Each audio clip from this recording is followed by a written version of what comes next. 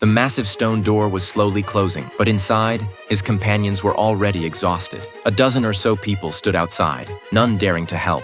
Only the new guy, a bit of a hothead, didn't hesitate to take the risk and forced his way inside just before the door shut completely.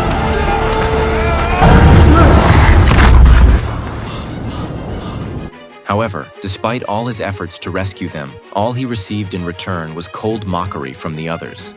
Good job. You just killed yourself. What? Mino's warning wasn't exaggerated. This place was a massive, ever-shifting maze. They'd been trapped inside for 3 whole years, unable to find any way out. Every evening, the gate closed, only to reopen at dawn the next day.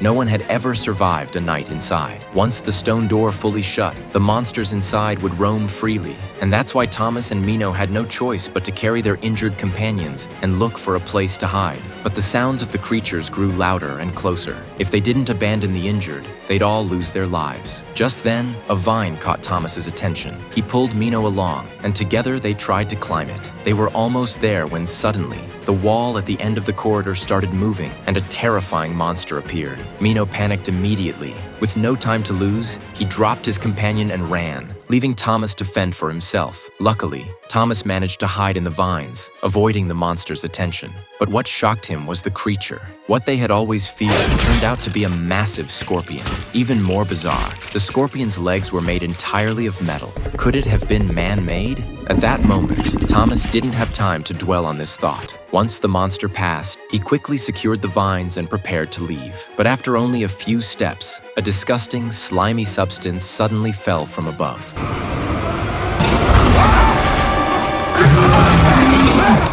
Seeing this, Thomas started running in every direction, but no matter how hard he tried, he couldn't shake off the monster's pursuit. Soon, he found himself trapped in a